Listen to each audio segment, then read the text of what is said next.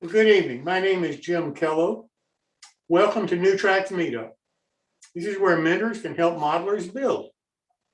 Thank you so much for coming. Hope you come back often and hope you tell your friends about us.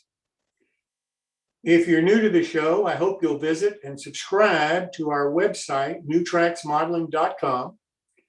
And don't forget to confirm your subscription by replying to the email that you'll immediately receive from the website. We don't mind you sending that login information to some friends that you think might be interested, but we ask you not to post it on any public place for security reasons. If you're subscribed, you're eligible for our random drawings for various prizes on some of our shows. We're going to start this tonight with Walthers giving a $50 discount off of an in-stock product off of their website. To participate, you have to watch the show live or watch our video of it later to find out what the winning code is and find out who the winning modeler is. The announced winner then will have 24 hours to send an email to jimkello1@gmail.com. And that's the same email as is on our website. So if you're the announced winner and you forget it, if you'll go to our website, then you send me the email, Jim Kello. The winning code that I'm going to give you right now must be included in the winner's email to me. And the winning code is N as in Nancy, T as in Tom, K as in kick, F as in football, Walthers, WALTHERS.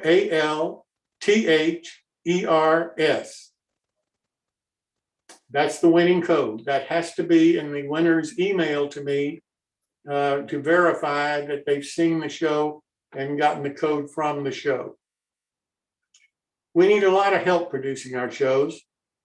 The person that does the startup of the show, as Katie did tonight, we need other people to be able to do that. It's not difficult. All you have to do basically is start the show on Zoom and start the live streaming video on YouTube. It's fairly simple. It's easy to get trained how to do it. And we need at least 2 more people to join our motley little crew here and be able to start the show as Ed did tonight. So if you're interested, please send me an email. Same email address, jimkello1@gmail.com. Love to hear from you. We've got some build-alongs coming up that I'd like to talk about briefly. The first one is going to be done by Jim Murphy. It starts on September the 11th. It's going to be building a LaBelle Woodworking Company's business car. And it carries a 25% discount on the price of that car from LaBelle. In order to get that discount, you've got to have new tracks included in your order. And then you'll get the 25% discount. As I say, it starts September the 11th, and it'll go weekly then until Jim Murphy is finished building that business car. It's going to be built in HO scale. The cars, I think it's going to be a very interesting program to see, and encourage you to watch it and to build along with him. Then starting on the 22nd of September, Martin Breckbiel MMR is going to be building a Leadville Designs maintenance of way car. And I think this is really going to be interesting. This is going to be built in O scale. And Leadville Designs is giving a 10% discount on anybody that builds this car along with Martin. But you can only order it between August the 15th and September the 30th. And you need to mention new tracks in your order in order to get the discount. So those are the next 2 build-alongs that we have scheduled. And then we have some more coming along after that. And if you're interested in doing one of the build-alongs as the builder, again, please let me know. Same email, jimkello1. Now I'd like to turn to the next My Bill, which is going to be July the 24th. And Jeremy Wyatt is the moderator of that, so I'll turn it over to Jeremy for his comments. Jeremy, welcome.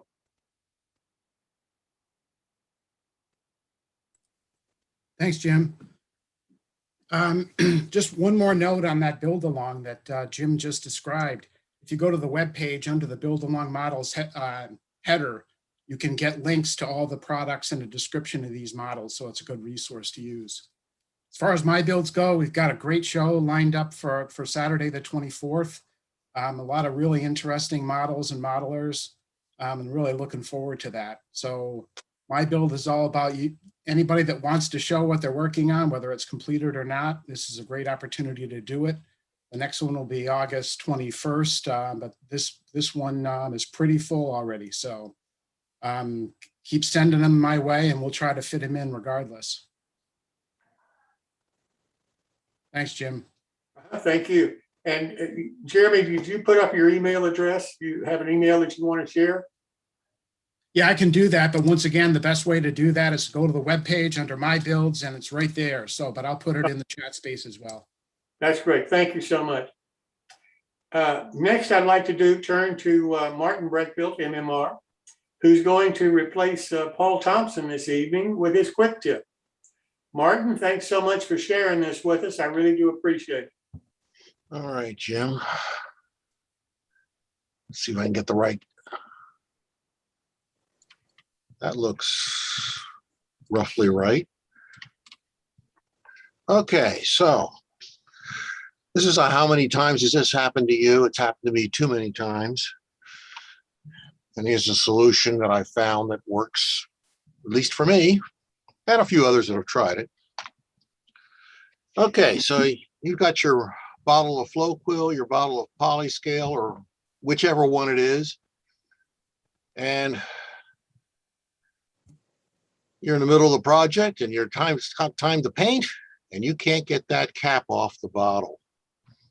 What the various colors of black are particularly heinous for this, that they get glued on and almost impossible to get off that glass bottle.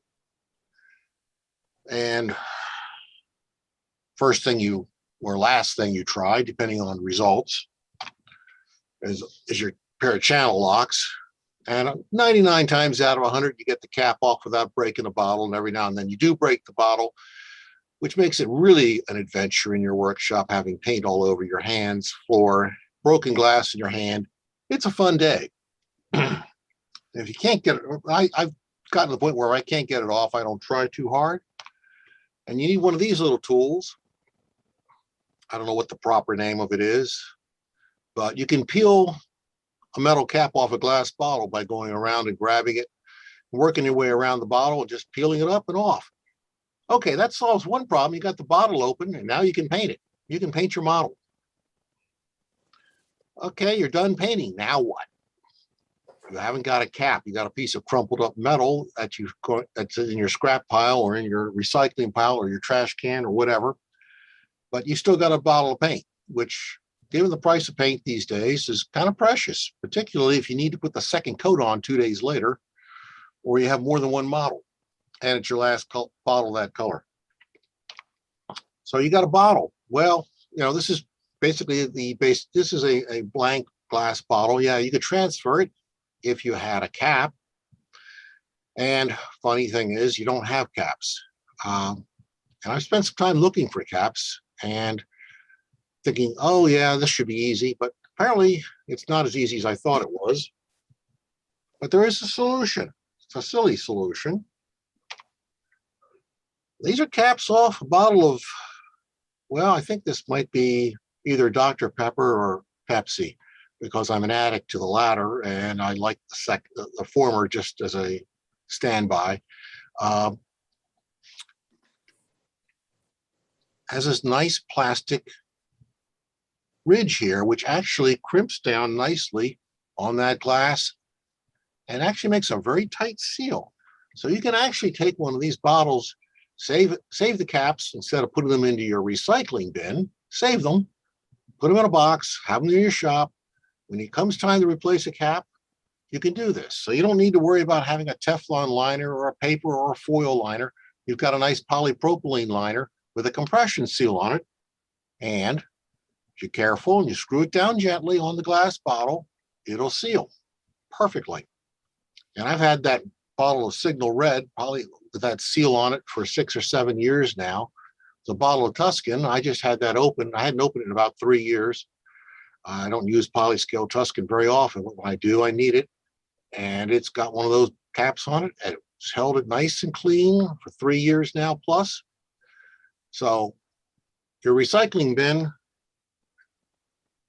just get these back out of it, because having a couple of laying around handy could come in handy down the road when you need them the most. And it works perfectly fine on the flow cool bottles. It's the same bottle, so either size, the small bottle or the big one. So there's a solution to a problem that you may encounter and can save a bottle of paint. And that's the end of that. And until next time I'm dragged out of the bushes to give you another quick tip. Well, Martin, I appreciate that one. Is great. I've been thinking, how on earth would I do something like that? And that is fantastic. Thanks so very much. I had, there's one person on YouTube, I'm told, that would like for me to repeat the winning code for the Walthers prize this evening. So let me do that. The winning code is N as in Nancy, T as in Thomas, K as in kick, F as in football, Walthers, WALTHERS. And if anybody would like it repeated again later, I'll be glad to do it. Now I'd like to go back to Martin and have Martin talk to us about how to build a car. Martin, welcome again. You're just all over the show this evening. Yeah, it's scary, isn't it? No, it's welcome. I appreciate it. You got a lot of talent. Okay, so share screen, different set of slides. And this is part 3 of this old kit, where I was building the Traincraft number 503 kit, which was that side door caboose. Not sure how I managed to remember it was the 503. Okay, well, in any case, stuff creeps into your brain and never leaves. It's terrible. So pick up where we left off. We'll do the roof, install the fiddly bits, paint, and finish it all in, I don't know, 20 slides. Probably flying by in a slow-moving movie at this point. So where we were on the roof, we had a cupola. It fits on there, nice and neat. Not any problem. Got some holes for some stack and a vent, more holes for windows and doors. Just a matter of putting all the parts where they belong. It's simple, right? Okay, well, I added, I changed, instead of the cardboard that came with it, I used 1/32 scribe siding. Those are Berkshire Valley roof walk supports. You could use Grant line or just cut some 3x3s or 3x4 pieces of wood to fit. It doesn't really matter that much. They're going to be under the roof walk. Nobody will see them anyhow. The only person who has to worry about them is you. You fit them up nice. You fit the scribe siding up right next to this groove. So you want a nice tight fit where the cupola goes back in. And of course, yeah, do check that the cupola does go back in. Forcing it in later is going to make a mess. So that's just glued down with some carpenter's glue and some weights. Cupola still fits. Hooray. We didn't mess that up too badly yet. Okay. Side details. We got the door castings. Just test fit them. Test fitting them because you got to know where to put the ladders. There's a ladder that goes next to it. There's a step that goes under it. All these other pieces go in various locations. You need to map that out in advance. I've already put the toolbox in, but you know where things are going to go in advance. It solves your problems later. You can see immediately one interesting problem, that these ladders are a lot longer than they need to be. So you're going to have to get your Dremel and cutoff wheel out, shorten the ladder just a little bit. Particularly so you want to have your stirrup step under the ladder or close to being underneath the ladder. So we put some details on. We have our ladders in there. I actually glue them in place, and then I drill and pin them in place because I'm not going to trust the glue. Things break off. So the stirrup steps went on first, and the ladder went on top of it, offset a little bit. Drill a hole, drop the wire, grabs in. Easy enough to do. Put the roof walks on. So remember the cardboard template showed you where all these roof walks went, and the underboard, the support boards are underneath them. So that's pretty easy. You just follow the pictures. Everything lines up neatly. Okay, on to the ends. Okay, so I've added a few things. We've cut and fit ladders. This is the brake platform that came with the kit, but I've added a precision scale brake wheel, ratchet and pawl casting, and a stirrup for the brake shaft to fit into, air hoses on a brass angle that has been drilled out and soldered together.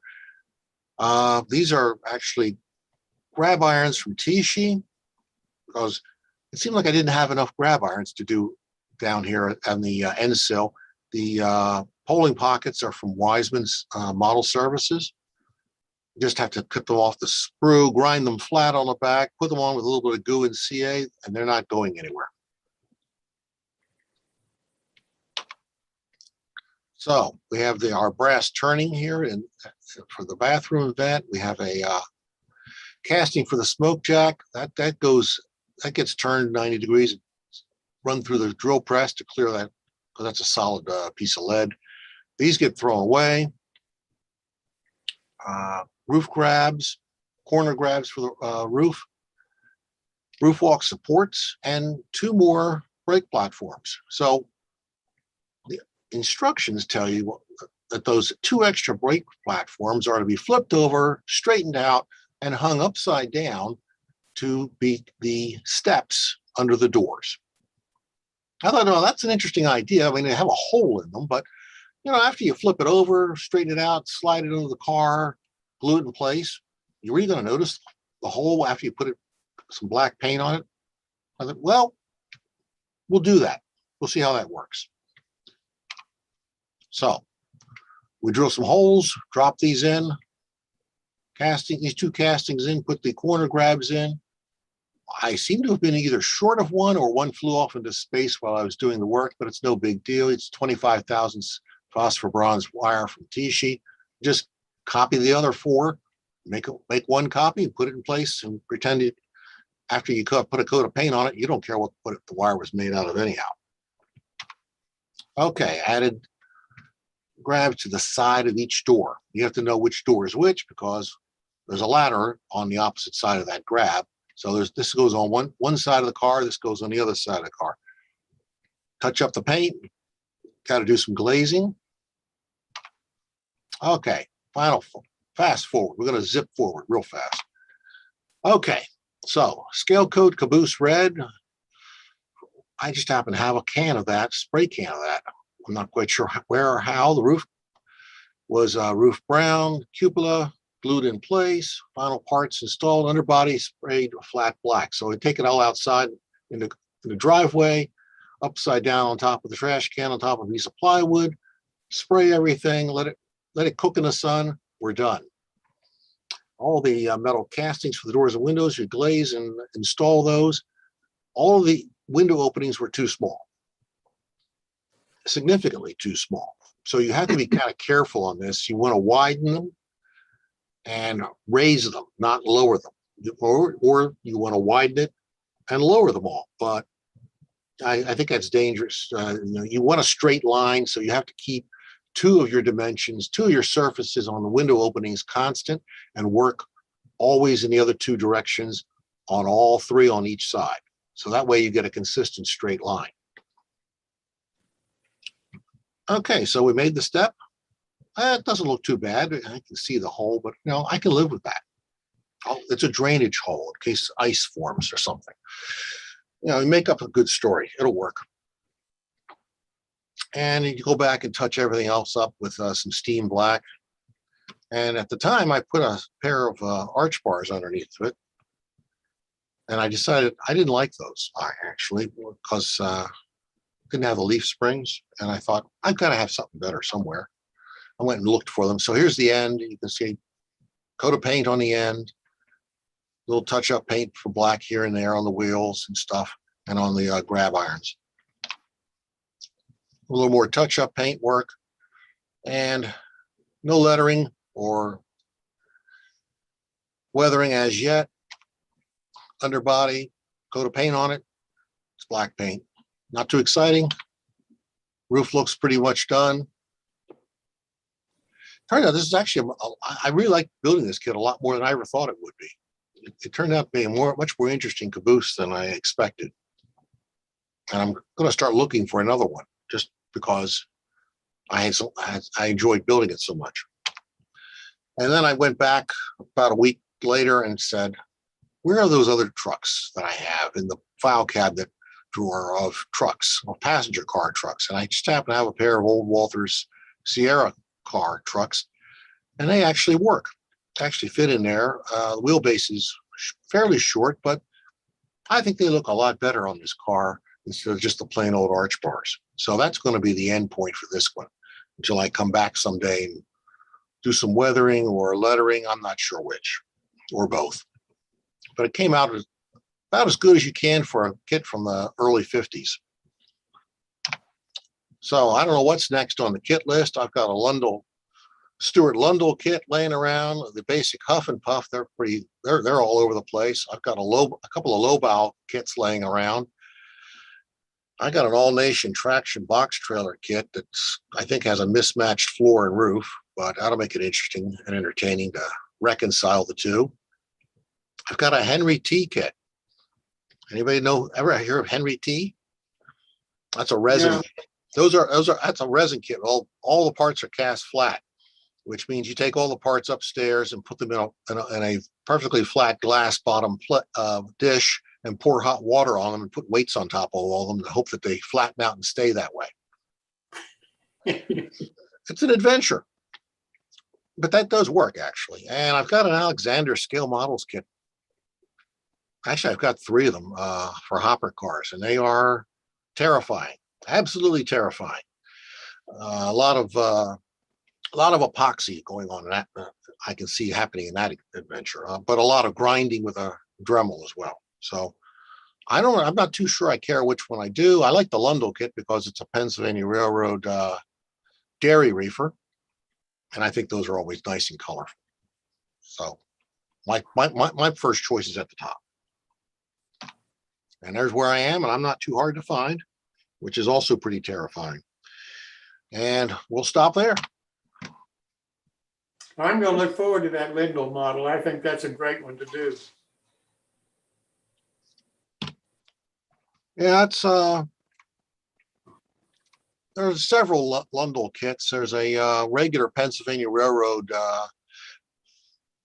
box car and a matching dairy reefer.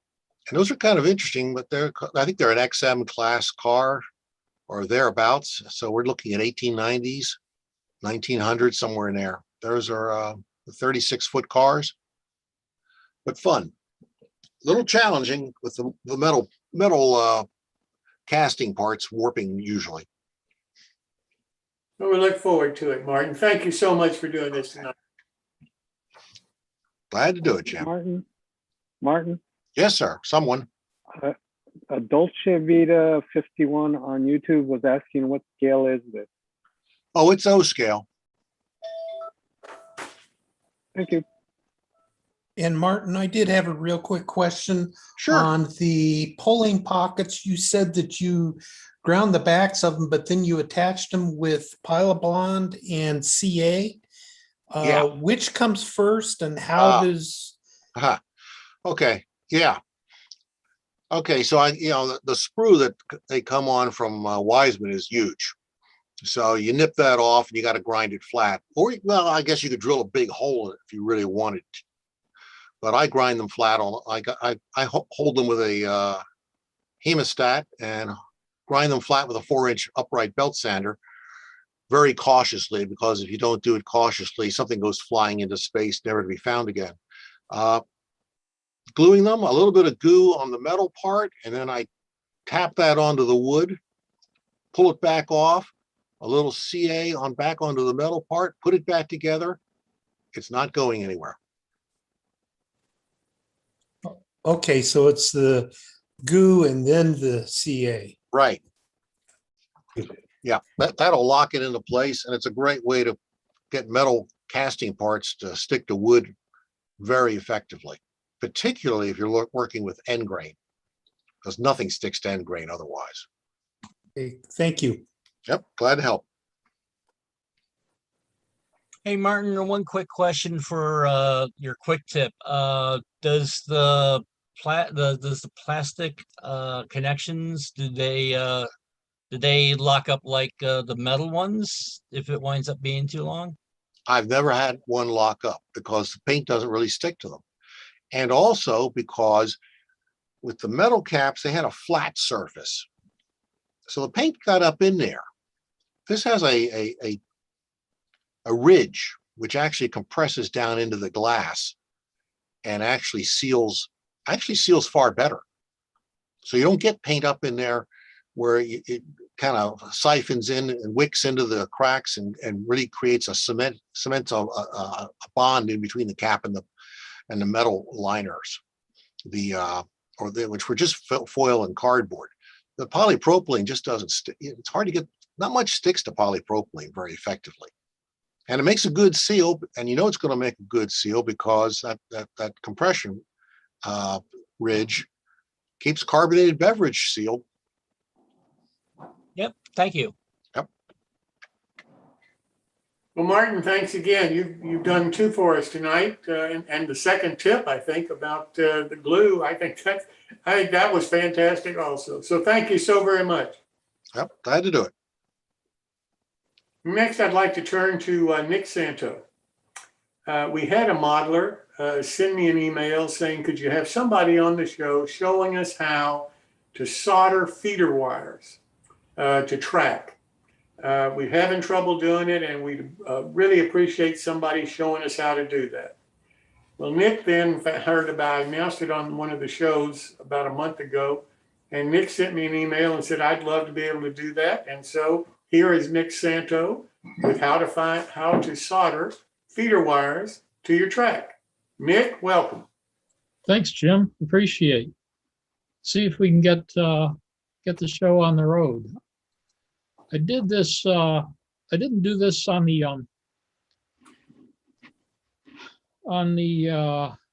layout. I did it on the side, and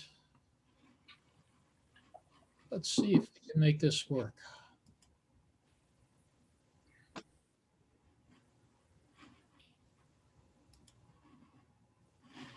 Do you have a picture of a soldering iron? Yes.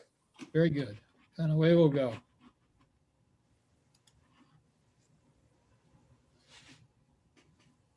Hello, I'm Nick. I'd like to show you some of the thoughts and Can't hear it, Nick. techniques I use for soldering in metal railroads. You can see pictures on my bench of general tools that I use, and the bench is as messy as usual. So let's think about a few things. Today I want to show you about how I Can you use now? wire feeders to track. Yes. Back to the old Kleins. I'm going to take a 14 gauge wire that I use for Needs to be louder, Nick. It went back. Can't do that. It's as loud as I can get it, I think. Okay. Well, we can't hear it. Okay, Hey, let's see Mike. if I can talk through it then. Yeah, you start from the beginning and try it without sound, and then you'd talk for it.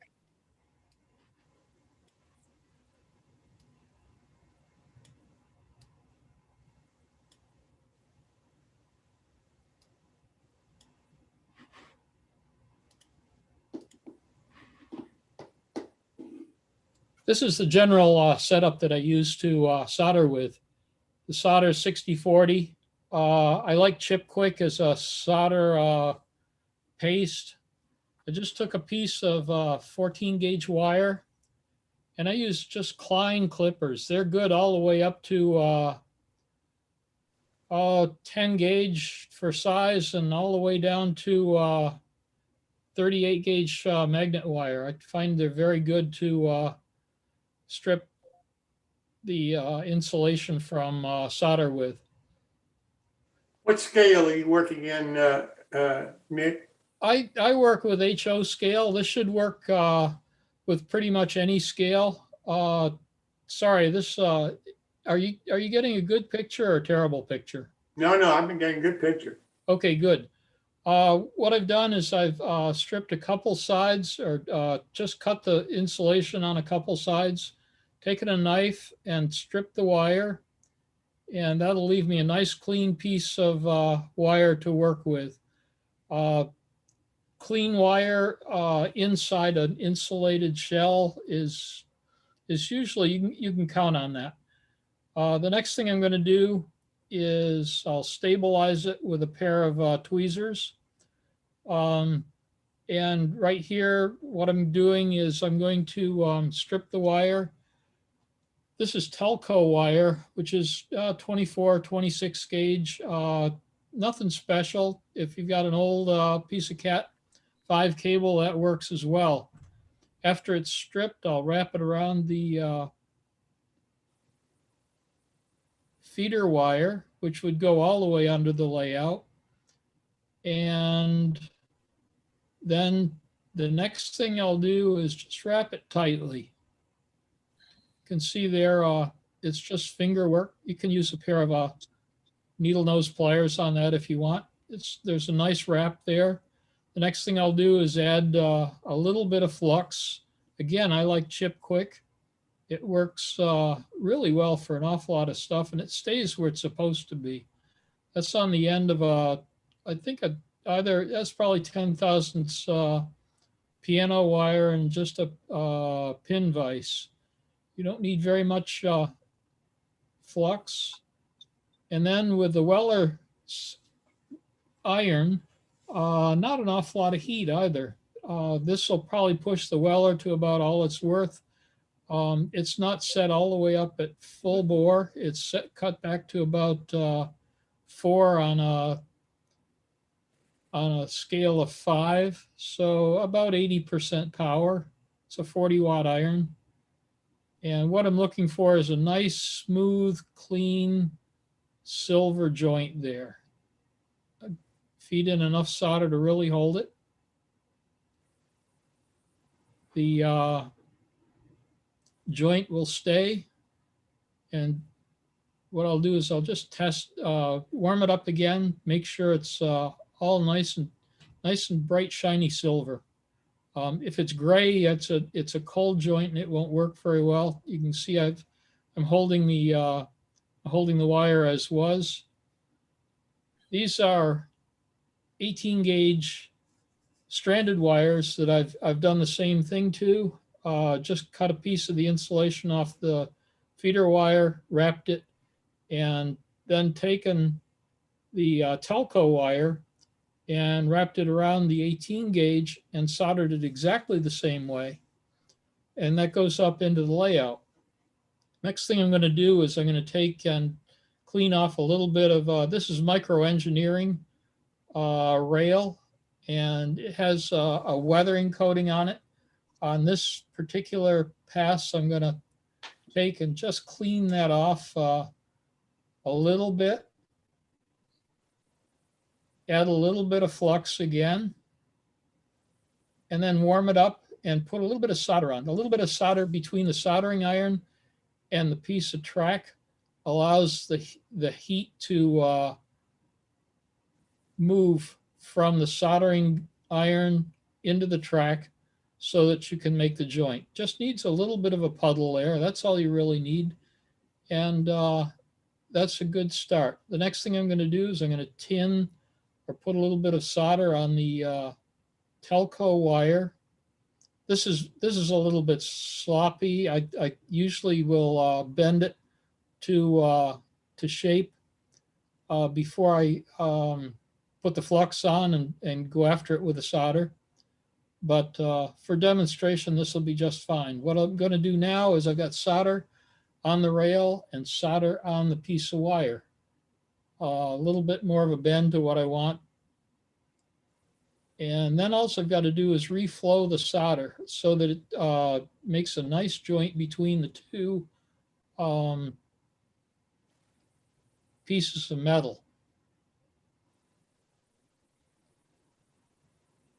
You can see the rail jointers are pretty close. The plastic ties are pretty close there.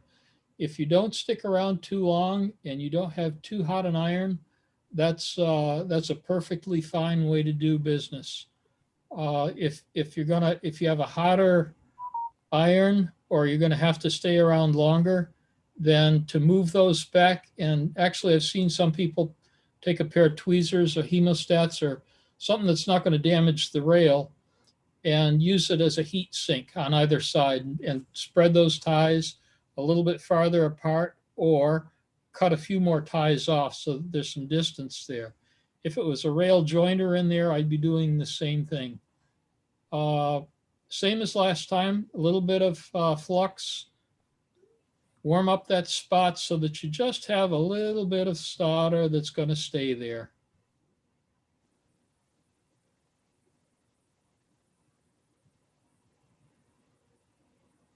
That's the piece of wire I used on the bottom. I just pulled it off so it's all tinned and ready to go. A lot of times I'll flatten it out so that it goes right into the web there. And then I go right vertical down into the layout. I can either do it that way or drop the wire down through and bend it so that all I'm doing at this point is just reflowing the solder, and that can be in place.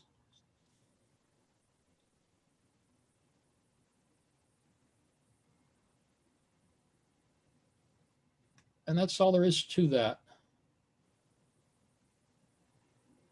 Push the ties back up to the joint and pretty much disappear the joint. The other thing I do is I'll put that joint away from the aisle. It'll be back toward the back wall where I won't see it. I might clean off the top of the rail there just a little bit. Alcohol and a Q-tip will take care of the rest of that flux. And there you have a finished joint. That's all ready to go. And again, if I happen to do that on a rail joiner, the same thing. That's all there is to that.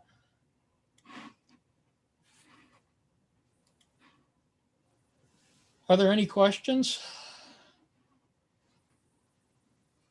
Any thoughts? Somebody going to tell me I'm absolutely crazy to be soldering that close to plastic ties with a soldering iron? You might comment on the cleaner that you use for your tip. Yes, actually, I use brass wool, and I used to use water on a sponge, and I've gotten away from that. The brass wool leaves just a little bit of solder on the soldering iron, and actually, when I finish with that, when I'm finished with the iron, I'll take and I'll just put a little bit of solder on the iron, and that seems to make the tips last a lot longer. The oxidation of the copper or iron or whatever in the tip doesn't happen. It gives me better tip life. So Nick, I gather you're not a fan of using connectors to the main bus. I'm sorry, one more time again, Ken? I gather you're not a fan of using like those connectors, the plastic cases and stuff. Suitcase connectors. I know how to solder, and I'm cheap. And when it comes time to say, whoops, I've swapped the wires, what I'll do is I'll go in and I'll just put the soldering iron on that joint and pull the telco wire, and it comes off like that. So, it separates very easily too. Hey, Nick. So to be honest with you, I haven't used any connectors. Sorry, Ed, go ahead. Well, what I've done with the plastic track and all that, I actually take 2 pieces of paper towel and put them in water and then put them next to where the joint is. So things wind up being, the heat winds up going into the wetted paper towels. So it's one of those things of if the water starts boiling away, it's a good sign to stop soldering. Yeah, I like that idea. And some people I've seen some people, I guess they call them bowl clamps. They're black and they have clips on them for paper, and put a clamp on on all 4 sides. Anything to take that heat away. If you've got a stronger iron than that, I used to use a Weller gun, and boy, I did everything I could and have a distance between the plastic ties, and I'd still melt a tie every once in a while. So when I backed off on the heat a little bit, I saved a few more ties. Well, Nick, I appreciate so much you doing this for us tonight. Thank you. Well, thanks for asking, Jim. No question. Now I'd like to turn to Kris Blackmarr for what Kris calls his sandbox modeling. Kris, welcome. Well, thank you. And hello there, my fellow modelers. Bear with me one split second here, and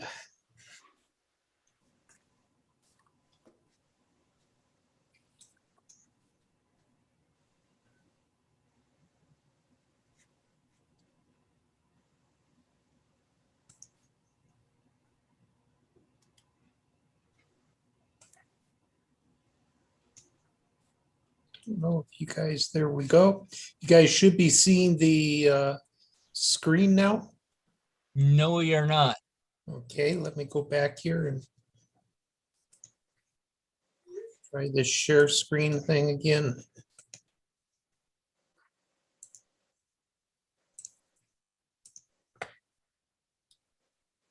There we are. There you go.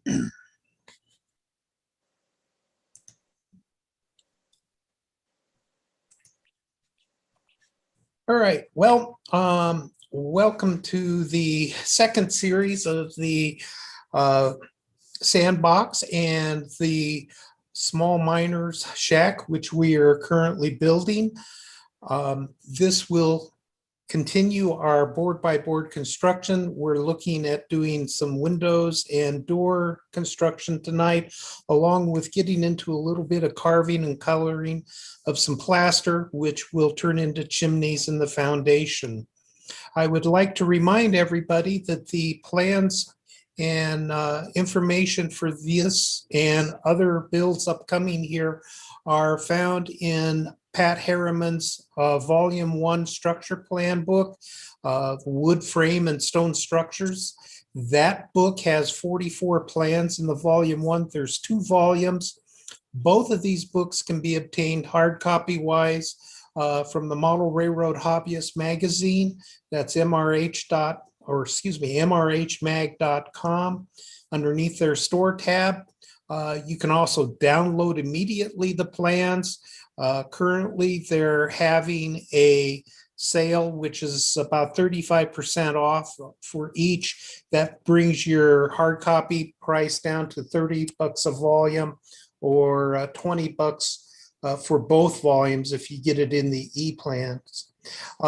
Those of you that have been longtime NMRA magazine subscribers, Pat Harriman did a whole series of his plans a couple of years ago, and a couple of cabins were included, and the small miners shed that we're building here was one of those 2 cabins, if I recall correctly. Unfortunately, I can't tell you which volume it was in because I moved about 9 months ago and I got rid of all of my old bulletins along with a bunch of other magazines during that move. If you will recall, we were working on this, oops, let me go back here. We were working on this seam right here. And tonight we're going to get into building the door. So I'm going to give you the information of the strips of wood file size that we're using. I'm going to go into the graining of the wood. Notice here that I'm doing something a bit different. This time I'm bringing in a marker, and we're going to use that marker, which is a French gray. That's going to give us a little bit more of a warmer tone, undertone than the A&I alcohol mix would give us. And whenever I do something kind of weird, like a red and blue combination here, I'll give you the reasons I'm doing that. In this particular case, there was an old Frenchman that lived in this cabin, and he wanted to kind of celebrate his national colors. I'm then going to go in and give you the coloring for this particular structure. Notice here that I'm pointing out a number 2 stencil brush. And if you'll look at the chipping that this gives us, it's a much tighter chipping than the chipping that we originally created with the resist. And so on this cabin face, or on this wall face right now, we have 4 different types of weathering effects. We have the knot holes, we have the shadow and the seam and the wicking effect of this seam. We have the white board going into a brown board, to a board that is fully colored, to boards that have just a little bit of color streaking on them. And then you have this tight chipping inside the blue areas on the door and the door frame. So this is going to add a lot of that eye candy to your models. Believe it or not, your eye picks up on them. You mentally register it. You just don't consciously see it unless you're looking for it. I'm then going to bring up the fact that last time I brought up a tip that using the lid of the A&I stain to stain the ends of the boards. Here that shows up again. And then finally, I'm using double-sided tape to hold down the door boards as I'm making the actual door. I build a lot of jigs on the fly, and that's about as simple as of a fixture as you can come up with. We're next going to get into the window coloring and the framing. Again, we're down to the couple of different sizes of strip wood. We're going to go through how to color and mark and grain that wood. If I become aware of some coloring issues that you could run into, I will again give you a heads up. In this case, it's a 2-to-1 ratio of the ceramic coat barn red with the Vallejo pale blue gray will give you a pink effect. So just be aware of that. So only 1 drop here. I will always let you know this is probably due to the compounding of the paint, probably in the Vallejo pale blue gray, but that's a subject for an entirely different session, and we'll address that when we get into the color wheel and a few things like that. We will then go into actually putting together this whole structure.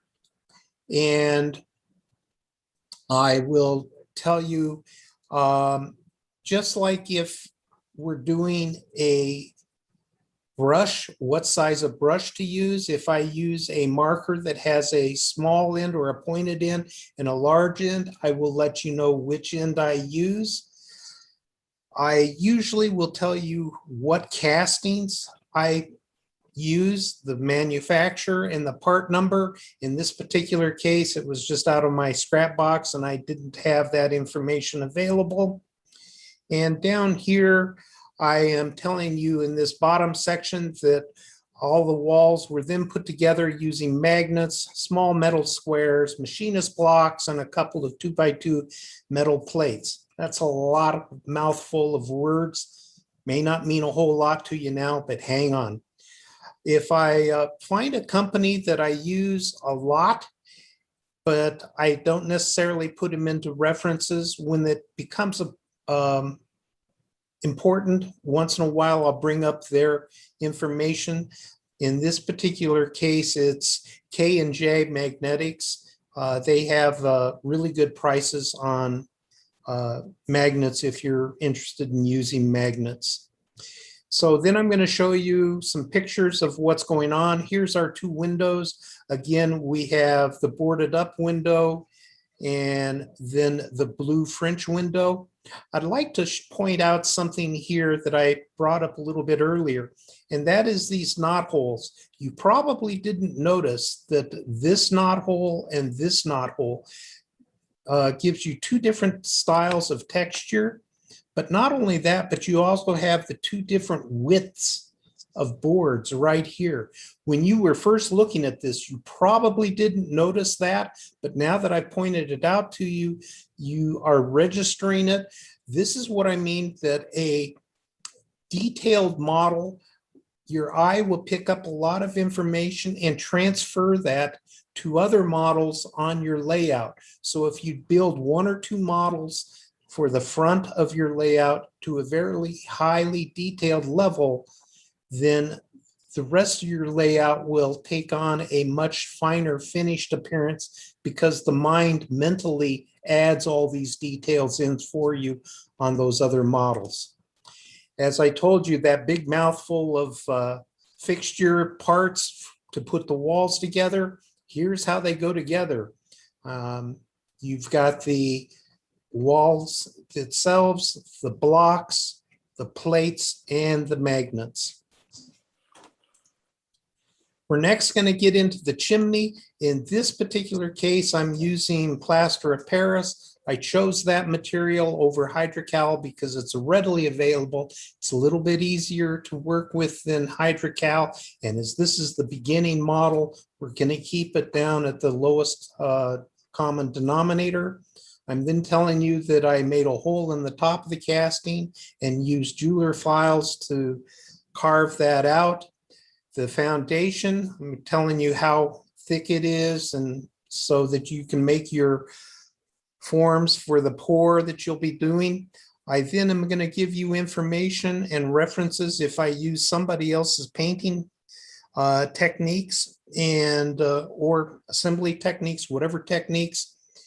In this case, it's Randy Peppercott out of Downtown Deco, and I'm going to give you a reference to his how-to articles. If I deviate from his instructions, I'll also give you a heads up that that's what I'm doing. So here you can see the carved chimney. Here is the chimney opening, and this is the foundation wall. This is a experiment right here where the mortar failed, a rock fell out.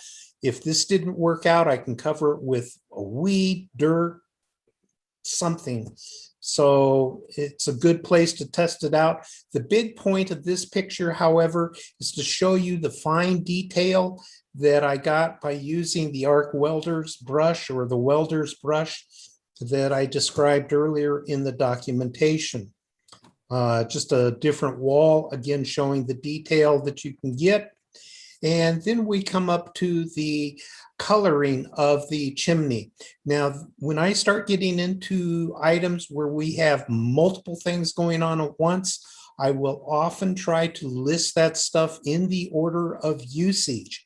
So that's what I try to do here. I don't always get it done that way, but I try to do it that way so that you can set up your desk appropriately if you're kind of a organization freak like I am. If I'm doing something special in the coloring or whatever it is that I'm doing, and I'm after one specific item, I'll point that out to you so that you know that that's what I'm trying to do.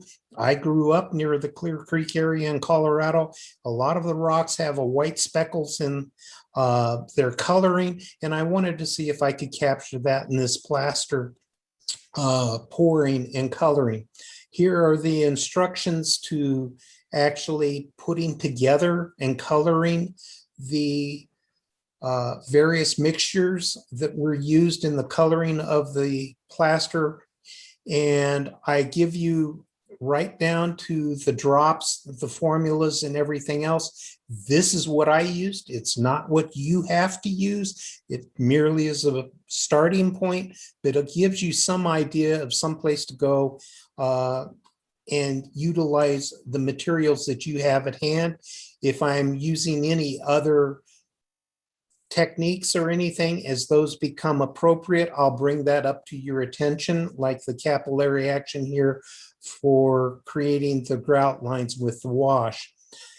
If I end up not utilizing something, I'll also bring that to your attention. Like here, I did not use the gesso as I had planned and expressed earlier. That way you don't come up to the end of that build section and say, wow, what happened to this? Because I didn't use it. Did he miss it? Did I miss it? Whatever. You've at least got a reference to it.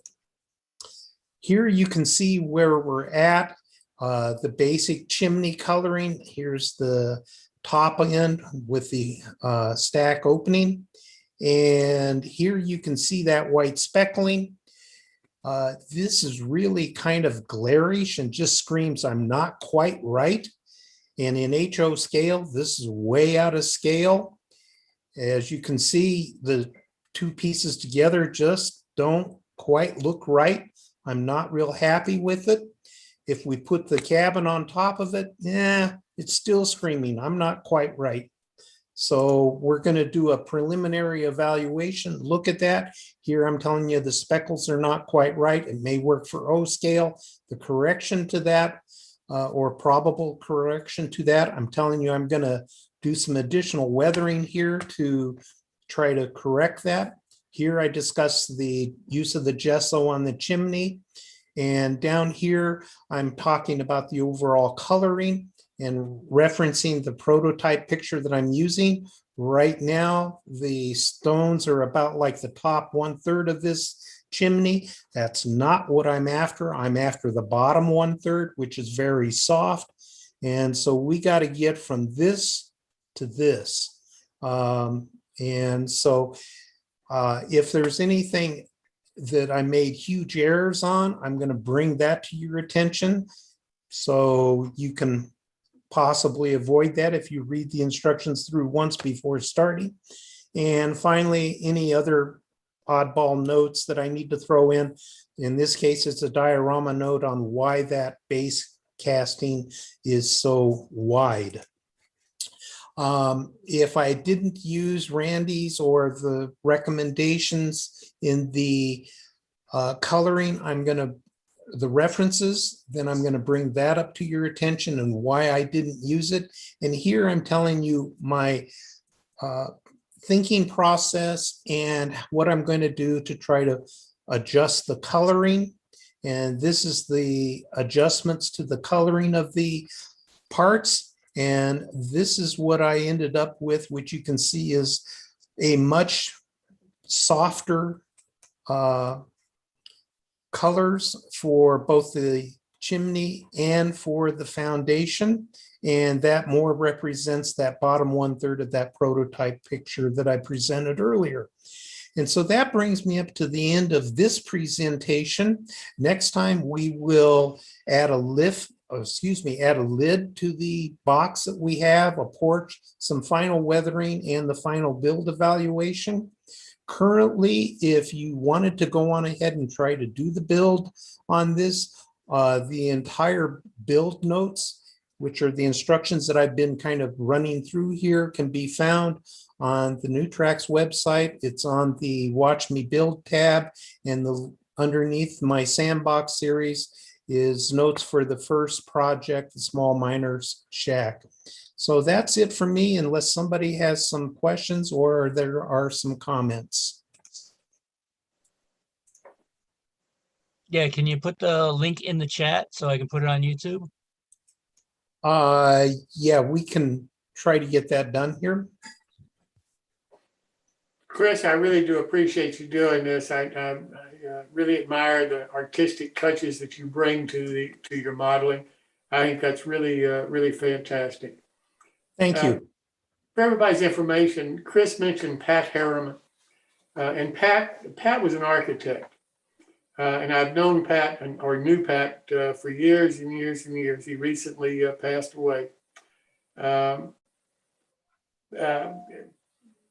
Pat's drawings in the model the NMRA publication, I think he did that, I think, for years. I'm not sure how many years, but it wasn't just one or two of them. I mean, he had a new structure in every issue of that publication. And the nice part about it was, because he was an architect, they were very realistic buildings. I mean, they actually looked like the structure that he was talking about. And the other thing that was nice about it, he included the parts number for all of the doors and windows that he had included in his structures, so that anybody that was building them knew exactly what part number and what window and door to use, and therefore the dimensions of each one of the holes that needed to be cut in the sides. Pat was a tremendous modeler. He was heavily involved with the NMRA's achievement program, and just a really fine gentleman. But the drawings that he did and that are available are just really outstanding if anybody is interested in looking at them. Now I'd like to turn to Jamie Bothwell. Jamie loves underbody of passenger cars. And tonight I think he's going to talk to us about the smaller trucks that various passenger cars have. Jamie, welcome. Thanks. Let's see what I can do here. Share screen. Now, I think you want me to do this. And then there's my screen. So you guys should be soon if I say, where's the slideshow? There we go. Slideshow. Oops, wait, play from start. Okay. All right, so tonight we're going to talk about passenger car trucks from the lightweight era. And again, these would be cars that would be like, say, Pullman sleepers. Maybe if your railroad bought lightweight coaches.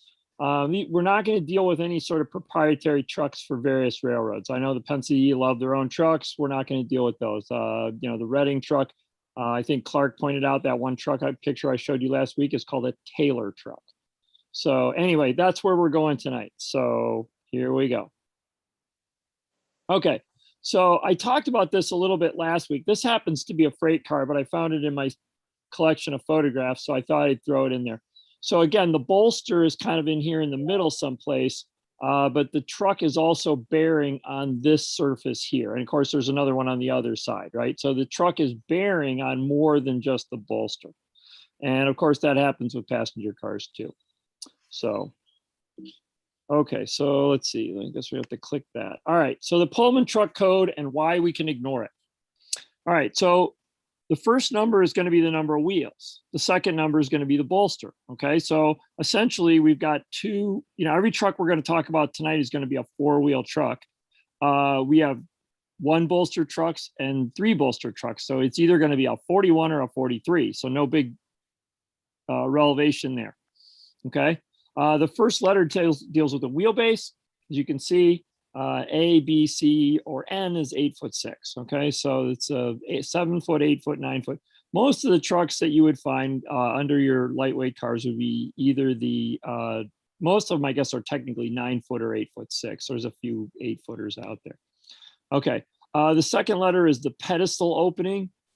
So we can ignore this because as modelers, you know, the difference between a fraction of an inch of a pedestal opening or even an inch of a pedestal opening is going to make a bit of a difference for us. Okay, so again, the second letter is something wrong, something that we just don't need to worry about.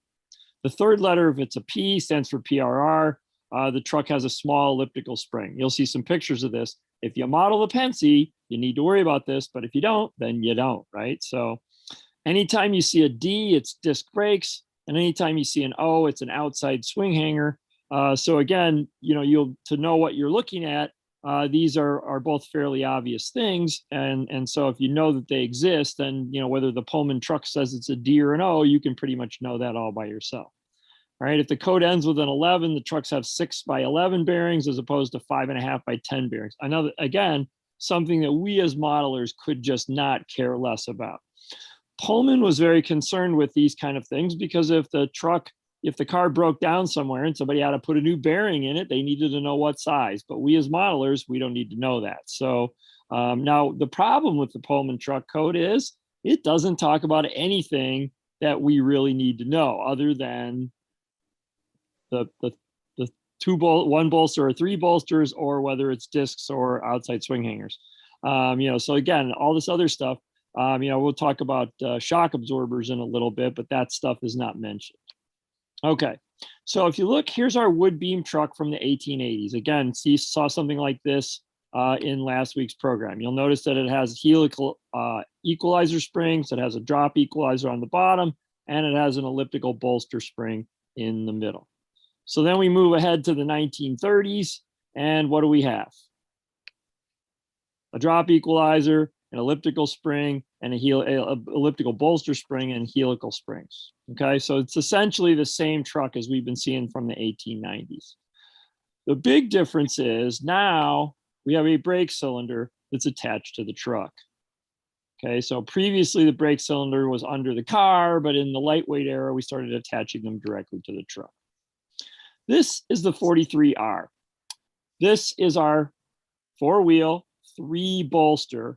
R stands for roller bearings. Now, what happened with the roller bearings, the R for that roller bearing thing, is that pretty much by the post-war years, every single truck was coming with roller bearings, so they dropped the R. So again, more Pullman truck code that we just don't really need to know about. This type of truck was used by the Pennsylvania Railroad and the New York Central under their 1938 re-equippings of the Broadway Limited and the 20th Century Limited, respectively. The Santa Fe also used this truck, and it has a single brake cylinder. The Union Pacific had some trucks that looked much like this, except that they had 2 brake cylinders per side instead of just the 1. Now, these trucks were supposedly very comfortable riding, great trucks, but they were particularly picky to adjust. So these came on the 1938 Broadway Limited, and when Pennsy reordered some of those cars a couple years later, they didn't have this truck anymore. So this truck was supposedly a great truck, except the railroads didn't like it because it was too hard to adjust. Here is an S-scale 43R. Again, we have a beautiful model of this in S-scale, although I believe they're sold out. Here's our single brake cylinder. These things are termed, a couple of the bearing boxes are termed as, some people call them Napoleon hat bearing boxes because they look like Napoleon's hat. And so the technical name for them in Pullman literature is something like a winged bearing box. I forget exactly how they term that, but anyway, 43R. As I said, this is supposed to have 4 wheels, which obviously it does, and 3 bolsters. And for the life of me, I can't figure out what counts as the other 2 bolsters. So, and again, obviously, when we put them on a model, they really only have 1 bolster. Here's something I'm calling the 41 truck. So this is what replaced the 43R. Again, you see the basic parts of it. Okay, you got a brake cylinder on the truck still. You have a shock absorber now, and you also have a bolster anchor. So this is the post-war version of this truck. And what you've seen is you've got the same elliptical springs and you've got the drop equalizer, but instead of the helical springs, instead of the elliptical spring, you have a shock absorber. And you also have a bolster anchor. And what that bolster anchor does is it picks up the sideways, some of the side forces on the truck. The shock absorber, now again, if you want to get picky about your models, these essentially came in 3 types. We'll talk about them a little later. Now, the thing about the bolster anchor is the bolster anchor, like, you know, there's a piece in the middle and a piece out toward the bearing. That piece toward the bearing should point at the middle of the car. So I know that this truck, you know, there's the middle of the car is this way on this photograph because the bolster anchor points toward the middle of the car. Now, a number of truck manufacturers have saved money by using the same die on both sides of their truck. And so you always get one bolster anchor that points the wrong way. So, you know, when you look at the 2 trucks, one's pointing toward the middle, but the other one's pointing toward the end. Your higher quality models will have that problem fixed. We in S-Scale take care of that because we have to add our own bolster anchors to the trucks that we have. And so by doing that, they automatically get correctly, well, they don't automatically, but you can certainly correctly position them. Okay, so this is a later model of 41. This is a 41ND. Again, this is a disc brake truck. You don't see the brake shoes out here, so that's why it has a D. It has the N because it's an 8-foot 6-inch wheelbase. This one has an I-beam drop equalizer. This became popular a little later, maybe sort of the 1950s. They started shipping these with this I-beam as a drop equalizer. So you can see the shape of the I-beam I'm sorry, the shape of the drop equalizer is an I-beam. That's what my little note says. Okay, so here's a 41N P11 truck. Again, P means Pennsylvania. This particular car happens to be a Norfolk and Western car, but it was bought to run through on the Pennsylvania Railroad. And so the trucks came equipped to Pennsylvania specifications. So again, the Pennsylvania Railroad hated anything adjustable. They didn't want to adjust shock absorbers or rotary snubbers. Again, we'll get to those in a sec. So they put in this little tiny elliptical spring, and that kept the sideways motion of the truck in check. And so then, you know, the leaf spring, the leaves of metal rub over each other, and the amount of friction in there does the shock absorbing for you. So the spring is its own shock absorber. So they didn't have to worry about that. All right. So here's, I have 2. Oh, I'm sorry. Okay. So here's a 41 NP11 with an I-beam equalizer. So this is, again, the Pennsy truck. You see the elliptical spring here. And again, you can tell that the middle of the car is this way because the bolster anchor is pointing toward the middle of the car. But this is the same, in Pullman's mind, this is the same truck as the last truck, except this has that I-beam drop equalizer, okay? There you go, I-beam. Okay, now, just so you know, when we talked earlier about pedestal openings, the pedestal opening is the width between here and here. And as I said, for our purposes, a fractional difference fractional inch difference in that space is quite irrelevant to our modeling purposes. Okay, so here's a 41O truck. So O means outside swing hanger. So you look right here, these are your outside swing hangers. Those other trucks, those 41 trucks that I showed you, they also have swing hangers. They're just inside of the side frames. This was a development, I believe it originated in EMD diesels, and it got put on the train of tomorrow, which was one of the earliest applications of these. The New Haven tried them and absolutely loved them. New Haven put after they used one of these, they put them on every passenger car they bought. They did a survey of their customers. The customers said these ride better. So the New Haven put them on all their new cars. Santa Fe replaced old trucks with these. Okay, so Santa Fe loved outside swing hanger trucks so much they went on a replacement program. Again, these things tend to wear. Having the outside swing hangers put them where they were easily maintained and easily viewed, and so that was a definite improvement. Okay, so here again, 41O truck. Here's the swing hanger. That's what the swing hanger is. On the other 41 trucks, again, the side frame is further out, the swing hangers are inside. Okay, so again, in model form, these next three things are going to be really, really small. But, you know, that's what I'm here for. So you got to talk about it. This thing is called a hoot-eye. That's how you say that word. It's hoot-eye rotary snubber. So this is a rotary shock absorber. And so like here you see the shock absorber part of it, and it's got this arm that comes out, and as the truck would rock, that thing would, you know, the twisting of the inside pieces of those would absorb the shock. So they had, you know, the internal mechanism in there would help out with that. So hoot-eye rotary snubber. There's another photo of it. Okay. This is a hoot-eye friction snubber. Okay, so this is like a tube, and what you can see at the bottom of the tube is a spring. Okay, so if you see that spring sticking out the bottom, then you know it's a hoot-eye friction snubber. If it just looks like two tubes, then it's a Monroe shock absorber. All right. As a general survey, I would say maybe the Monroes are most popular, with the hoot-eye rotaries being the second. And the hoot-eye frictions are definitely a distant third. But I was at a railroad museum a couple years ago, and I walked down the row of 3 passenger cars they had on display. The first one had rotary snubbers, the second one had hoot-eye friction, and the third one had Monroe shock absorber. They had one of each type on 3 cars directly in a row. So, and 2 of those were Great Northern cars. And so, you know, obviously the Great Northern had, you know, it wasn't like the Great Northern didn't standardize and only have one kind. So, you know, I can't tell you other railroads, but certainly it was sort of a preference thing. So, and that's all I got for you today. So it's about my 15 minutes. Any questions?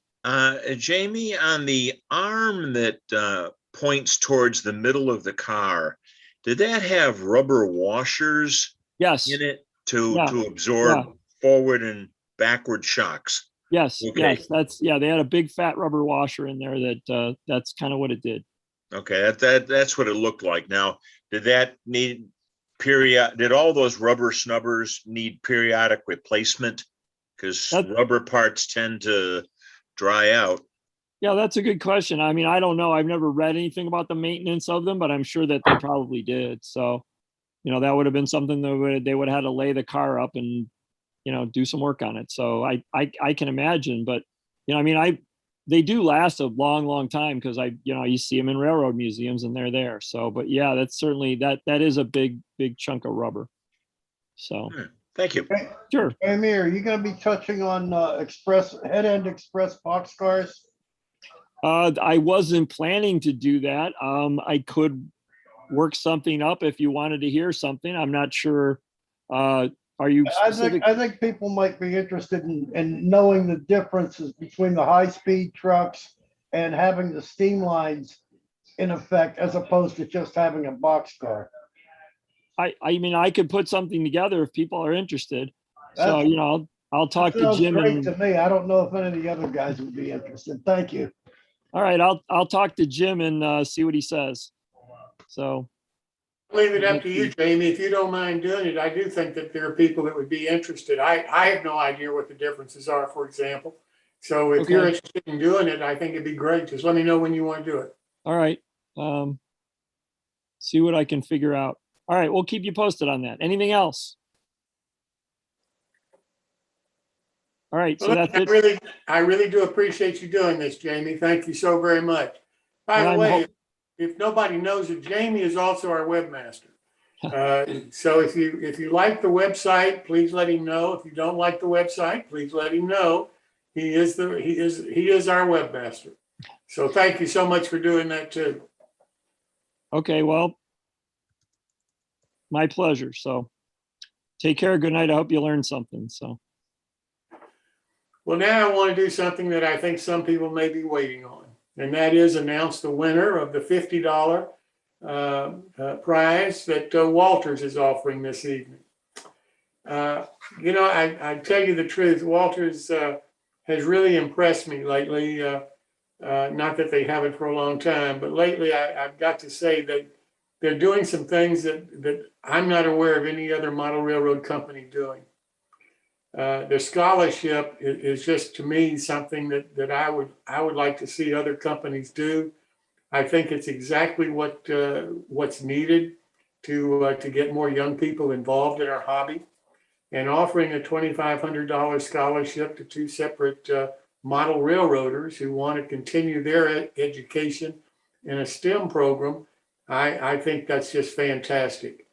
As you know, I represent the Association of Professional Model Builders to the model railroad community.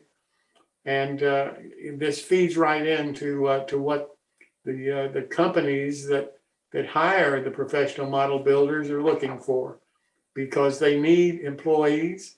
They're having trouble finding employees. And I don't see any reason in the world why young model railroaders who can get help from an educational standpoint through Walthers could not then get hired and have a future career in model making as a professional. So my hat's off to Walthers. I really think that they're filling a need, and I hope that other companies follow their lead in doing that. They recently announced, I think earlier this evening, the winners of their 2021 National Model Railroad Contest. I think the top prize was $3,000 for one category, $2,500 for another category. And they listed on their email that I saw who the winners are. So congratulations to everybody that won. I think that also is an indication of Walthers is putting some money back into the hobby and not just selling us product. So with that said, they also offered this $50 prize tonight to one modeler. Again, let me read the code that has to be in the email that the winning modeler has to send me within 24 hours of this announcement.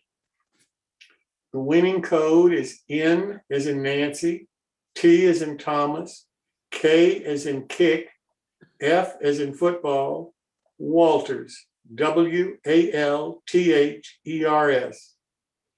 And the winner is James Schultz. So James, you have 24 hours to send me an email to jimkello1@gmail.com. And the email to me has to be sent from the same email account that you subscribe to our website. And at that point, then you are the official winner of the $50. Again, the name is James Schultz, SCHULTZ. So James, congratulations. Thank you so much for being a part of our shows. I really do appreciate Walthers again offering this. And it's something that we're going to try to offer periodically during our shows with other companies, with other products. So with that said, that pretty well closes out our show tonight. Our next meeting is coming up Saturday, July the 24th, and that's a special one. As you heard from Jeremy earlier, the featured modeler in that is you. It's the My Bill section. Jeremy does have a fairly full session, and I'm happy about that. One of the groups is the Hutterline Build Along group. The other is the LaBelle Build Along group. And there are prizes for a person who shows us their model, whether it's a Hutterline, there's a separate prize for that. And then there's a separate prize for LaBelle. So if you were part of the Build Along with Bill Davis on the LaBelle model, you need to come and show us your model, because you might win the free kit from LaBelle. It'll be a drawing. There's no the best model or anything like that. It's not that kind of contest. It's like the one that we just had tonight. It's just everybody's name is in a hat and one person wins. And for the Hutterline, there's a significant discount on any of the future product that you buy from them. In addition to that, we've got David Rarick doing a build along of the Paul Egret card model. We've got Richard Wolfanger, scratch building instructor. We've got Kris Blackmarr back again with some of his sandbox modeling. And we've got a quick tips by Bob Farquhar. So I think it's going to be a full show. It should be a fun evening, and I hope you can join us. Please visit our website, newtracksmodeling.com, for more information on our upcoming shows and activities. Send me an email with your comments and ideas for the show. Thanks for coming. Hope you learned something and enjoyed the show, and happy modeling to you. And again, James Schultz, congratulations on being the person chosen to win the $50 prize from Walthers. Thanks everybody for being here. And Ed, that's it. Hey, Jim, do you want to have James say something? He's on Zoom. If he's here. There we go. Hi, everyone. Oh, James, how are you? Good. How are you? Congratulations. Well, thank you. I'm a little shocked. That's really nice. Well, that's great. And I hope you use it well. Hope you'll come back and maybe show us what you got and what you did with it. I sure will. I'll make sure to do that. That's fantastic. And don't forget to send me an email. All right. I'll do it right after the show. That's fantastic. Thanks All right. again for being here and congratulations. Thank you. Yes, sir. Thanks, Ed. I didn't even know you was here. Well, that's why I know that you don't have access to the chat and who is here. So. Well, that's fantastic.